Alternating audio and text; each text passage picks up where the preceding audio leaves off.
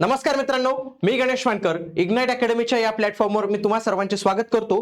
तर बघा, महिला आणि बाल विकास विभाग यांच्या मार्फत संरक्षण अधिकारी कनिष्ठ गट क याच्यासाठी जाहिरात आलेले, तर याचा फॉर्म भरणं हे सुरू झालेले। तर फॉर्म कशा पद्धतीने भरावा, त्याची स्टेप बाय स्टेप प्रोसेस काय, फॉर्म भरताना आपल्याला कोणती कोणती कागदपत्र लागतात, कोणत्या चुका आपल्याला टाळायच्या असतात, या सगळ्या काही गोष्टी आपण आजच्या या व्हिडिओमध्ये पाहणार आहोत। मित्रांनो, एक गोष्ट लक्षात ठेवा, याला जागा ज्या आहेत तर त्या फक्त 17 आहेत आणि 17 जरी जागा असताना मित्रांनो तरी याला अर्ज हे येतीलच। त्या पद्धतीने 10-20 हजार काय जे अर्ज आहेत तर ते येतीलच, कारण की एक जरी जागा असली तरी अभ्यास करणारे आणि अप्लाय करणाऱ्यांची संख्या तेवढीच आहे, हे लक्षात घ्या। तुमचे मित्र जे तुम्हाला सांगत असतील की मी अप्लाय करत नाही म्हणून तू अप्लाय करू नको, म्हणून त्या मित्राच्या भरोश्यावर अप्लाय करणं सोडू नका मित्रांनो, कारण की त्या मित्राने जर अप्लाय केलं तो सिलेक्ट झाला तर ते दुःख जास्त असेल। तर त्याच्यामुळे तुम्ही ठरवायचे की तुम्हाला इथं अप्लाय करायचं आहे का नाही। जे काही स्पर्धक असतील, जे काही अभ्यास झालेला आहे तर ते उमेदवार याला फॉर्म भरणारच आहे। जागा कमी आहेत म्हणून कट ऑफ कमी लागेल अशी काहीच शक्यता नसते मित्रांनो। तर त्याच सगळ्या काही गोष्टी तुम्हाला इथं पाहायला मिळतील आणि सरळ सेवेसाठी तयारी करण्यासाठीची आपली सरळ सेवा सर्वसमावेशक बॅच आहे, जी लाईव्ह स्वरूपात आपली सुरू झालेली आहे। मराठी, इंग्रजी, गणित बुद्धिमत्ता आणि सामान्य ज्ञान हे चारही विषय सोबत चालू घडामोडींची जोड, हे सर्व काही तुम्हाला या बॅच मध्ये पाहायला मिळणार आहे। इग्नाइट अकॅडमीचं ऍप्लिकेशन डाउनलोड करून तुम्ही ही बॅच जॉईन करू शकतात। ही बॅच तुम्हाला तलाठीसाठी देखील कामात येईल। आगामी मनपा आणि नगर परिषदेची गट क, गट ड, वन विभागच्या जाहिराती, कृषी विभागच्या जाहिराती, या सर्वांसाठी तुम्हाला ही बॅच उपयुक्त ठरणार आहे। तर ते तुम्ही नक्की जे आहेत तर ते जॉईन करू शकतात। सगळ्यात आधी आपल्याला जे आहे तर ते वेबसाईटवर जायचंय, तर ही वेबसाईट ओपन करूया आपण। बघा, ही महिला आणि बाल विकास यांच्या मार्फत आलेली ही वेबसाईट आहे। याची लिंक मी तुम्हाला कमेंट बॉक्स मध्ये उपलब्ध करून देतो। ज्यांना लिंक पाहिजे असेल त्यांनी कमेंट मध्ये लिंक असे जे आहे तर ते टाईप करायचं आहे। इथं काय दिलेले, ऍडव्हर्टाइजमेंट दिलेली, इथं न्यू रजिस्ट्रेशन आणि इथं ऑलरेडी रजिस्टर। खूप सारे उमेदवार मुलत होते, ही कोण परीक्षा घेते, तरी परीक्षा TCS माध्यमातून घेतली जाते मित्रांनो। याचे अर्ज 8 पासून सुरू झालेले आहेत आणि 22 डिसेंबर पर्यंत याचे अर्ज जे आहेत तर ते चालणार आहेत। ज्यांना फॉर्म भरायचे त्यांनी आता डिसिजन घेऊन त्यांचा अर्ज जो आहे तर तो भरून टाका। मला नवीन रजिस्ट्रेशन करावं लागेल। आता तुमच्यापैकी काही उमेदवार म्हणतील की सर, मी मागील महिला आणि बाल विकासच्या वेळी फॉर्म भरला होता तर तोच लॉग इन आयडी वापरू का? तर नाही मित्रांनो, नवीन युजर आयडी वगैरे तुम्हाला सगळं क्रिएट जे आहे तर ते करावं लागणार आहे, हे लक्षात घ्या। इथं क्लिक केल्यानंतर बघा, हे काही गोष्टी येतात, ऍग्री वगैरे करायचं। आता सगळ्यात आधी आपलं जे काम आहे तर ते आपलं युजर आयडी आणि पासवर्ड जनरेट करायचं काम आहे। पहिल्यांदा तुमचं नाव टाकायचं, फर्स्ट नेम, मिडल नेम आणि लास्ट नेम, हे लक्षात घ्या। आणि तुमचं हे जे नाव असेल ना मित्रांनो, हे तुमच्या 10वीच्या सर्टिफिकेटवर म्हटलेले किंवा equivalent certificate awarded to ensure to carry the ID proof at the examination center having the same as stated below। म्हणजे तुम्ही 10वीच्या याच्यावर टाकू शकतात किंवा अन्य याच्यावर टाकू शकतात, पण जे काही टाकणार तर ते ID प्रूफ म्हणून, ते नावाचा प्रूफ म्हणून तुम्ही परीक्षा केंद्रावर ते घेऊन जाऊ शकतात। ओके, ठीक आहे। पुढे, please enter your name strictly as per the certificate and marksheet of matriculation 10th SSC without any salutation. म्हणजे तुमचं जे काही नाव असेल ना, 10वीच्या याच्यावर जे नाव असेल तेच टाका। महिलांनी लग्नाआधी जे काही त्यांचं नाव असेल, ज्यांनी काही बदल केला असेल तर 10वीच्या याच्यावर जे नाव असेल तेच नाव तुम्हाला टाकायचंय। त्याच्यानंतर इथं विचारतं, have you change your name, तुम्ही तुमचं नेम चेंज केलंय का? जर ज्या महिलांनी लग्नानंतर नाव चेंज केलं असेल तर त्यांनी इथं न्यू नाव जे आहे तर ते इथं टाकायचंय। त्याच्यानंतर बघा, इथं डेट ऑफ बर्थ तुम्हाला टाकायची, ही पण 10वीच्या याच्यावरची टाकायची। खूप साऱ्या उमेदवारांची 10वीच्या याच्यावर वेगळी मित्रांनो आणि आधार कार्डवर वेगळी आहे, तर त्यांनी विशेष करून लक्ष द्यायचंय। पुन्हा मेल फिमेल सिलेक्ट करा, तुमच्या वडिलांचं नाव, तुमच्या आईचं नाव, मोबाईल नंबरला रिचार्ज पाहिजे कारण की त्याला OTP जातो। त्याच्यानंतर ईमेल आयडीचा पासवर्ड तुम्हालाच माहिती पाहिजे, कारण की या ईमेल आयडीवर भविष्यात तुम्हाला ज्या काही गोष्टी असतात तर त्या येतात। 10वीचा सीट नंबर व्यवस्थित पद्धतीने टाका। आता काय केलं जातं TCS कडून कधी कधी की डबल रजिस्ट्रेशन होऊ नये याच्यासाठी जो 10वीचा सीट नंबर आहे तो लॉक करून देतात, म्हणून रजिस्ट्रेशन करताना अत्यंत काळजीपूर्वक माहिती भरा। एकदा तुमचा 10वीचा सीट नंबर लॉक झाला तर मे बी तुम्हाला डबल रजिस्ट्रेशन करता येणार नाही। मंथ इयर टाका, टेस्टचे सेंटर तुम्ही काही सिलेक्ट करू शकता। आता आपण आपलं पहिलं नाशिक घेऊया, दुसरं अमरावती आणि तिसरं डायरेक्ट तुम्ही कुठलंही घेऊ शकतात, मुंबई शहर तुमच्या पद्धतीने आहे। जनरेट OTP वर क्लिक करायचं। हा OTP तुमच्या ईमेल आयडी आणि मोबाईलला दोन्ही ठिकाणी जो आहे तो जाणार आहे. इथं आय ॲग्रीवर क्लिक केल्यानंतर तुम्ही हे जर कॅरेक्टर टाकले तर रिव्हेरीफायर येतं. रिव्हेरीफायवर सर्व इन्फॉर्मेशन येते. तिथं तुम्हाला टिक टिक टिक जे आहे तर ते करावं लागतं. अशा पद्धतीने तुमचं काय होईल मित्रांनो, बघा इथं तुम्हाला लगेच मेसेज येईल की तुमचं रजिस्ट्रेशन सक्सेसफुली झालेलं आहे. अशा पद्धतीने तुमचा रजिस्ट्रेशन नंबर आहे. तुमच्या मोबाईलला लगेच SMS येईल की हा तुमचा रजिस्ट्रेशन नंबर आहे आणि पासवर्ड आहे. ही पहिली स्टेप तुमची कंप्लीट झाली. आता पुढच्या स्टेपमध्ये तुम्हाला अर्ज करायचा आहे. बघा इथंच जायचं, तुमचे ते ओपन जे होतं विंडो, त्याच्यानंतर गो टू द ऍप्लिकेशन करायचं. इथं गो टू ऍप्लिकेशन करायचं. ऍप्लिकेशन केल्यानंतर तुमचा फॉर्म हा 5 स्टेप्स मध्ये भरला जाणार आहे. पहिल्या स्टेप्स मध्ये तुमची पर्सनल डिटेल्स, दुसऱ्या याच्यात ऍडिशनल डिटेल्स, तिसऱ्या याच्यात जे आहे तर ते तुमची कम्युनिकेशन डिटेल्स आणि चौथ्या याच्यात जे आहे तर ते तुम्हाला हा सगळ्यात मेन आहे क्वालिफिकेशन अँड एक्सपिरियन्स आणि पाचव्या याच्यात डॉक्युमेंट आणि पेमेंट या महत्वाच्या गोष्टी आहेत. बघा पदाचं नाव एकच आहे म्हणून तो काही इश्यू नाही, कोणतं पदाचं नाव सिलेक्ट करायचं काही नाही. त्याच्यानंतर बघा बाकीच्या डिटेल्स तुम्हाला ऍज इट इज येतात. मॅरिटल स्टेटस, मॅरिड अनमॅरिड वगैरे आहात का? मॅरिड असेल तर विचारलं जातं की तुम्ही 28 मार्च 2005च्या सरकारी GR नुसार लहान कुटुंबासाठी पात्र आहात का? येस करायचं. 2 पेक्षा कमी मुलं असतील तर तुम्ही पात्र होतात. वडिलांचं नाव, आईचं नाव पहिलंच टाकलेलं असतं ते ऍज इट इज येतं. त्याच्यानंतर डोमेसाईलची माहिती भरायला लावते. लक्षात घ्या, ज्यांच्याकडे डोमेसाईल सर्टिफिकेट नसतं, बर्थ सर्टिफिकेट पण चालतं, स्कूल लिव्हिंग सर्टिफिकेट जे आहे तर ते पण चालतं. बघा इंडियन पाहिजे का, त्याच्यानंतर महाराष्ट्राचे रहिवासी पाहिजे का, शाळा सोडण्याचा दाखला, इथं त्याचा क्रमांक आणि ही तारीख. पुढे कॅन्डिडेट कास्ट कॅटेगरी, मग इथून OBC, SC, ST जे काही कॅटेगरी असेल ती सिलेक्ट करायचं. सर्टिफिकेट देणाऱ्या अथॉरिटीचे नाव, कधी कधी सब डिव्हिजनल मॅजिस्ट्रेट, सब डिव्हिजनल ऑफिसर असं नाव असतं. कास्ट कॅटेगरी कधी इश्यू झाली आणि त्याचा सिरियल नंबर काय, वरती जो बारकोड नंबर असतो तो शक्यतो टाकत चला.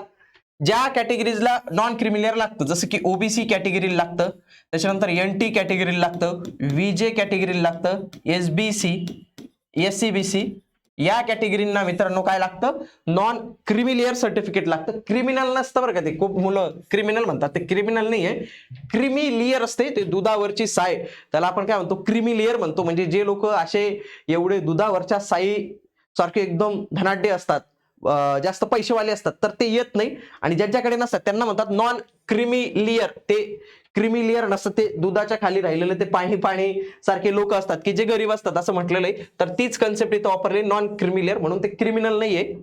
ओके, तर याच्यामध्ये पण डिटेल्स तुम्हाला इथं टाकायचे आहेत. आयडेंटिफिकेशन डिटेल्स नाही टाकली तरी चालेल, कारण की रेड इथं काढून टाकलेले त्यांनी. पुढची तुमचा एक आयडेंटिटी प्रूफ लागणार आहे. शक्यतो एकच करा, pan card, driving licence, voter ID, passport, bank passbook एकच टाका. एवढ्या काही इन्फॉर्मेशन टाकत बसू नका. पुढे बघा पहिला फॉर्म भरला गेला, पहिली डिटेल झाली, तर ग्रीन झालं म्हणजे काय, सक्सेसफुली माझं भरलं गेलं. दुसऱ्याचे ऍडिशनल डिटेल्स या समांतर आरक्षणाच्या डिटेल्स आहेत. सगळ्यात आधी प्रश्न आहे, प्रकल्पग्रस्त आहात का, भूकंपग्रस्त आहात का. जे कोणी उमेदवार असतील त्यांना काय टाकावं लागेल, सर्टिफिकेट कोणी दिलं, कोणत्या तारखेला दिलं आणि त्याचा क्रमांक काय, हेच पण भूकंपग्रस्त. ज्यांच्याकडे नाही त्यांनी नो करायचं. तुम्हाला स्वातंत्र्य सैनिकांनी नामांकित केले आहे का, येस किंवा नो. ज्यांचं असेल त्यांनी माहिती टाका.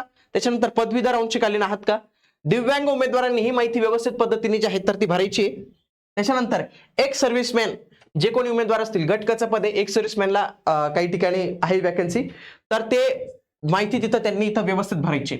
त्याच्यानंतर 1949च्या जनगणनेचे कर्मचारी आहात का, 94च्या जनगणनेचे कर्मचारी आहेत का, येस किंवा नो करा. स्पोर्ट कोट्यातून आहात का, येस केलं तर ती सगळी माहिती. सोबत तुम्ही स्पोर्टचं सर्टिफिकेट उपसंचालक क्रीडा संचालनालय यांच्याकडे पाठवलेलं आहे का, विभागीय उपसंचालक क्रीडा संचालनालय यांच्याकडे पाठवले का, त्याची पावतीचा क्रमांक मागतात. त्याच्यानंतर आत्महत्याग्रस्त शेतकऱ्यांचे पाल्य आहात का, ऑलरेडी सरकारी नोकरीला आहात का. त्याच्यानंतर अनाथ, प्रिव्हियस एक्झामिनेशनला कधी डिबार केलं आहे का. आणि त्याच्यानंतर ही लीगल माहिती विचारली जाते, काही केस वगैरे आहे का, फौजदारी गुन्हा वगैरे आहे का, असेल तर त्याची FIR डिटेल्स वगैरे इथं मागितली जाते. इथं सेव्ह अँड नेक्स्ट करायचं. आता दुसरा पण फॉर्म भरला गेला. तिसऱ्यामध्ये ऍड्रेस टाकायचा आहे. शक्यतो तुमच्या आधार कार्डवर जो ऍड्रेस असेल ना तर तोच टाकण्याचा इथं प्रयत्न करा मित्रांनो. ठीक आहे, हे पण टाकलं. चौथ्या याच्यात काय करायचं, क्वालिफिकेशन आणि एक्सपिरियन्स. एक्सपिरियन्स या पदाला मागितलेलं नाही, टेन्शन नाही. मराठीचं नॉलेज आहे का, येसच करावं लागेल तर पुढे जाता येतं. MSCIT सर्टिफिकेट आहे का, येस किंवा नो केलं तरी फॉर्म भरता येतो, काही नाही, कारण की GR नुसार सरकारी नोकरीला लागल्यावर 2 वर्षात सादर करायचं आपल्याला. बघा 10वी पाहिजे, 12वीची डिटेल्स पाहिजे, डिप्लोमा असेल डिप्लोमा टाकू शकतात. त्याच्यानंतर डिग्री, तर हे काही ज्या काही गोष्टी असतील त्या टाकू शकतात. पुन्हा सीजीपीए ज्यांचा असतो तर त्यांनी सीजीपीए मल्टिप्लाइंग फॅक्टर करा. ज्यांच्या बोर्डाला सीजीपीए फॅक्टरच नसतो तर त्यांनी इथं काय सांगितलेले की समजा जो तुमचा सीजीपीए 10 असेल आणि तुम्हाला मिळालेले असतील 8, तर याला असं पद्धतीने काहीतरी ते भागाकार करण्याची पद्धत वरती सांगितलेली तर ती तुम्हाला इथं करायची आहे. Save and next. पुढच्या याच्यात आता काय करायचे, डॉक्युमेंट्स अपलोड करायचे. सगळ्यात आधी तुमचा फोटो तुम्हाला अपलोड करावा लागणार आहे. पण फोटो दोन पद्धतीचा असतो मित्रांनो, लक्षात घ्या. एक तर काय कॅप्चर फोटोग्राफ, ज्याच्यामध्ये तुमचा लाईव्ह स्वरूपाचा फोटो कॅप्चर केला जाईल. आणि दुसरा काय की जो ऑलरेडी प्री लोड असतो, म्हणजे आधीच तुम्ही जो फोटो स्टुडिओ मधून काढून ठेवता तो फोटो असतो. लाईव्ह साठी तुम्हाला वेबकॅम पाहिजे मित्रांनो, किंवा तुम्ही मोबाईल मध्ये लॉग इन करून तुम्हाला फोटो काढून घ्यावा लागेल, ते सेव्ह करावा लागेल. आणि अपलोड फोटोग्राफ करण्यासाठी 80 केबीच्या आत, 80 केबी ते 200 केबीच्या दरम्यान तुमचा फोटो साईज जे आहे तर ते असली पाहिजे. त्याच्यानंतर तुमची सही लागते. सहीसाठी 80 केबी ते 200 केबी साठी मुदत त्यांनी दिलेली बघा. 80 केबी ते 200 केबी चांगलं दिलेले. आणि हे फक्त दोनच फॉर्मॅटमध्ये चालेल, जेपीजी आणि जेपीईजी. शक्यतो आपला पीएनजी फॉर्मॅट पण असतो, इथं पीएनजी फॉर्मॅटला अलाउड केलेलं नाही, हे लक्षात घ्या. पीएनजी आणि पीडीएफ असे दोन फॉर्मॅट इथं अलाउ नाही, हे लक्षात घ्या सहीसाठी. त्याच्यानंतर जे काही डॉक्युमेंट्स तुम्हाला अपलोड करायचे असतील ते 100 केबी ते 2 MB, म्हणजे चांगली गोष्ट आहे. आणि याच्यामध्ये चांगली गोष्ट केली की पीडीएफ अलाउड असते, याच्यात पीडीएफ अलाउड आहे, जेपीईजी अलाउड आहे आणि जेपीजी अलाउड आहे. पण पीएनजी अलाउड नाही मित्रांनो, लक्षात घ्या. पीएनजी अलाउड नाही, हे लक्षात आलं, हे तुम्ही तयार ठेवा. बघा सही केली दुसरी. त्याच्यानंतर 10वीचं मार्कशीट, 12वीचं मार्कशीट आणि डिग्रीचं, हे तुम्हाला तिन्ही जे आहेत तर ते लागणार आहे. प्रमाणपत्र सांगितलेलं इथं, सर्टिफिकेट, मार्कशीट नाही, प्रमाणपत्र इथं मागितलेलं आहे. ग्रॅज्युएशन असेल ते टाकू शकतात. डोमेसाईल सर्टिफिकेट मागितलेले, डोमेसाईल. पुढे caste certificate, caste validity, non criminal. बघा कास्ट व्हॅलिडिटी नसेल तरी चालतं, ज्या कॅटेगरीला हे लागतच नाही त्यांचा संबंध नाही. ज्यांची ईडब्ल्यूएस असेल त्यांना फक्त ईडब्ल्यू ची सर्टिफिकेट मागितलं जाईल, ओपन वाल्यांना तर काही मागितलं जाणार नाही. पुन्हा लहान कुटुंब प्रमाणपत्र, हे कुठून मिळेल मित्रांनो, हे कुठूनच नाही, इथंच क्लिक हिअर टू डाउनलोड करायचं. बघा हे अशा पद्धतीचा नमुना असतो हा, याची प्रिंट काढायची बरं का, याची प्रिंट काढायची, हाताने लिहायचं, फोटो काढायचा आणि अपलोड करायचं. बाकी काहीच त्यांनी इथं दिलेलं नाही. एक सर्व्हिसमॅन असाल तर एक सर्व्हिसमॅनचे डिटेल्स, प्रकल्पग्रस्त असाल तर प्रकल्पग्रस्त, भूकंपग्रस्त, औंशीकालीन कर्मचारी, स्वातंत्र्य सैनिकांचे पाल्य, जे काही तुम्ही यस केलं असेल ना ते सर्टिफिकेट इथं अपलोड करायला बंधनकारक आहे. त्याच्यानंतर एमएससीआयटी जर यस केलं असेल तर इथं बंधनकारक केलेले. पॅन कार्ड आणि मॅरेज वाल्यांसाठी इथं बघा विवाह प्रमाणपत्र त्यांनी इथं कंपल्सरी करून दिलेले. आणि बाकी काही डॉक्युमेंट्स असतील तर तुम्ही इथं ते लावू शकता. बाकी तुम्हाला इथं परीक्षा शुल्क जे आहे तर ते इथं बघायला मिळणार आहे मित्रांनो. त्याच्यानंतर इथं आय ऍग्री करू, इथं तुम्ही कॅप्चा कोड टाकून प्रिव्ह्यू आणि सबमिट हे करू शकतात. त्याच्यानंतर ते तुम्हाला पेमेंटला घेऊन जाईल. 900,000 रुपये जे काय असेल तर ते पेमेंट तुम्ही करू शकतात. याच्यामध्ये एक गोष्ट मी ऑब्झर्व केली, एक सर्व्हिसमॅनला यस केलं तरी ते पैसे मागते. शक्यतो एक सर्व्हिसमॅनला पैसे नसतात, ग्रुप सी साठी वगैरे त्यांना परीक्षा शुल्क लागत नाही. तुम्ही जर एक सर्व्हिसमॅन मध्ये असाल, तुम्ही फॉर्म भरताना मला एकदा कन्फर्म करा, कमेंट बॉक्स मध्ये मला कळवा एक सर्व्हिसमॅन साठी परीक्षा शुल्क इथं मागितले आहे का नाही. कारण की मी यस करून पाहिलं आणि एक सर्व्हिसमॅनला पण परीक्षा शुल्क इथं मागितलेलं होतं, जे जनरली कुठल्या परीक्षेत नसतं. तरी अशा पद्धतीने आहे. बाकी याची तयारी करून घेण्यासाठी आपलं TCS एक्झाम गाईड आहे, 4700 प्रश्नांचं पुस्तक आहे. 450 रुपये पूर्ण तुम्हाला मिळेल, प्लस कुरिअर चार्जेस तुम्ही जर असाल. आणि नाशिकमध्ये असाल तर ते उमेदवार डायरेक्टली भेट देऊ शकतात. नाशिकमध्ये अशोक स्तंभ, वकीलवाडी, उपाध्ये क्लास, इथं आपले ब्रांच पण आहे. संभाजीनगरला पण आहे, पुण्याला पण आहे. डायरेक्टली तुम्ही एकतर इग्नाइट अकॅडमीच्या ऍप्लिकेशनवरून ऑर्डर करू शकतात.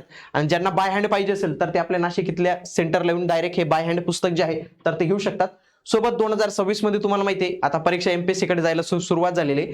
त्याच्यासाठीच संपूर्ण स्टडी मटेरियल मराठी आणि इंग्रजी अशा दोन्ही भाषांमध्ये आपण लॉन्च करून दिलेले. तर हे पण आपल्या ब्रांचेसवर तसेच इग्नाइट अकॅडमीच्या ऍप्लिकेशनवर उपलब्ध आहे. संपूर्ण स्टडी मटेरियल पॅकेज आहे, तर ते तुम्ही नक्की ऑर्डर करू शकतात. आणि इग्नाइट अकॅडमीच्या कुठल्याही कोर्सेसला जॉईन करताना GM10 कोड यूज कराल तर 10% तुम्हाला ऑफ मिळणार आहे. महिला बालविकास संदर्भात ही जी जाहिरात आली याची सर्व अपडेट्स तुम्हाला आपल्या याच चॅनलवर मिळणार आहे. म्हणून तुम्ही हे चॅनल जॉईन करून ठेवा. तुमचे काही प्रॉब्लेम असतील, समस्या असतील, कमेंट बॉक्समध्ये मला नक्की कळवा.